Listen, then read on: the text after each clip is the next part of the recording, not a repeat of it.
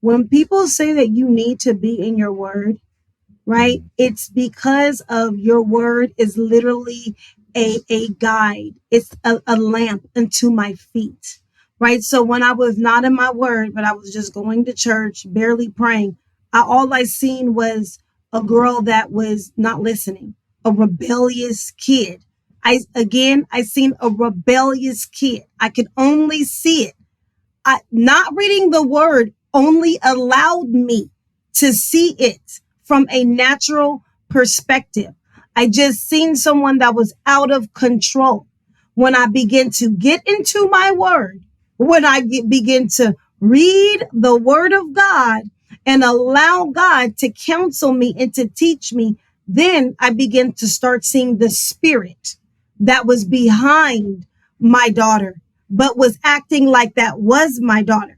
I mean, because it was a spirit of rage coming through, tearing my blinds down, screaming at me. And, the world, if you're in your natural, they'll tell you, well, this is just how they are in the teen years. This is just what happens. And then, no, no. The enemy had come through my home and he had ravished it. And all for a very long time, for about 2 years, all I could see was my daughter was the issue. I hated my daughter and I share this.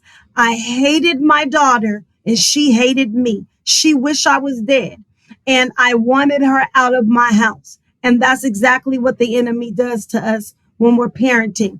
If he can get us to hate our children and he can get our kids to hate us and to wedge the gap between us, because as a mother, I'm you know how you hear about the office of a apostle or an office of a prophet? Well, as a mother, I hold an office as well. And I am the spiritual architect of my daughter. And I am a spiritual gatekeeper of my daughter. And so if the enemy can get me to look at her and to take my focus off of God, the word, and the enemy, he's winning. And so there was a period of time where that was happening so much. I was even going to send my daughter back to San Diego, because I thought that this was her. And that's what the enemy wanted me to do, Kyle. He wanted me to send her back. He knew what was going to happen if I sent her back. And he wanted us to hate each other. This was nothing but a plan of the devil. And so, yeah, to answer your question, I did only see it in the natural for a while. Yes, I did. Yeah. Yeah, wow.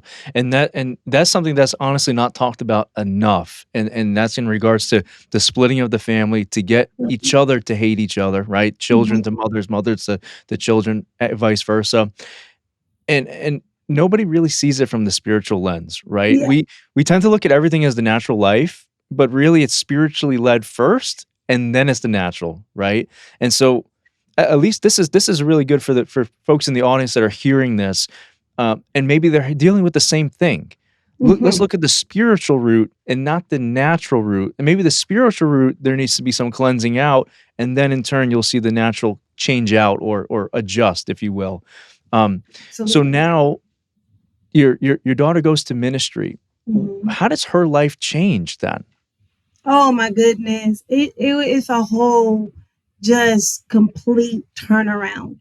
My daughter, she starts getting just really involved in the Lord. So in ministry school, there are two classes or two tracks you could take. One of them is Ramp School of Worship. And though that is for the children that want to be on the worship team, or they are called into worship, or those that really just want to preach the gospel. And that's the track that my daughter took, her wanting to preach the gospel. So I am able to see my baby writing sermons and, developing real friendships with good, wholesome, godly young ladies. And they also taught my daughter about honor. And so my daughter began to honor me. She would call me and apologize to me for the way that she acted, and our relationship actually got even more close. The same little girl that I could not bear and she hated me, this little girl was now praying for me. She would Mm. be praying for me. We're praying together. I mean, it was true. To see, to look at it now from the outside, because we're not there, we're in another season. It's truly incredible. It is just Mm. truly incredible, and I'm so thankful. I know people say that your children shouldn't be your friends, but you have to have that level of communication, and it does have to be like a friendship to where your children can trust you. And so in ministry, it can get kind of interesting. You can't trust everyone. Everyone can't pray for you.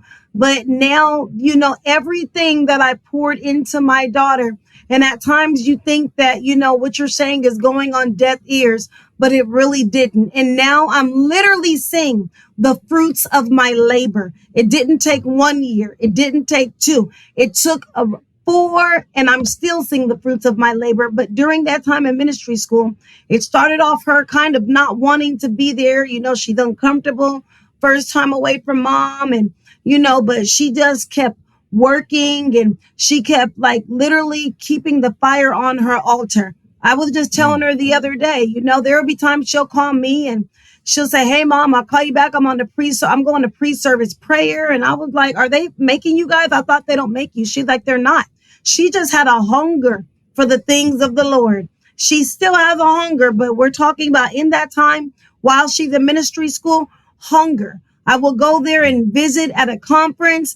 I mean, I had one person come to me and I just want to say thank you. Thank you for birthing Maji, because she is such an amazing young woman of God. And I didn't even know this, right? So I didn't know who she was becoming or who she was at school, but God had so transformed her that she was just this mighty woman of God and impacting her generation while Mm. she was at school. And it's just incredible. It's Wow. incredible because, the Lord always gets a return on his investment. I know I heard you say Mm. that you were previously a businessman, and so you understand about an ROI. And one thing I know about God is when you do business with God, he always gets a return on his investment. And so, I'm just truly, even to this day, I'm so thankful, because when you look at my daughter and you compare her and put her on, you compare her to where I was at her age. Of course, she's 21 now. At 21, I was just becoming a mother and still finding myself.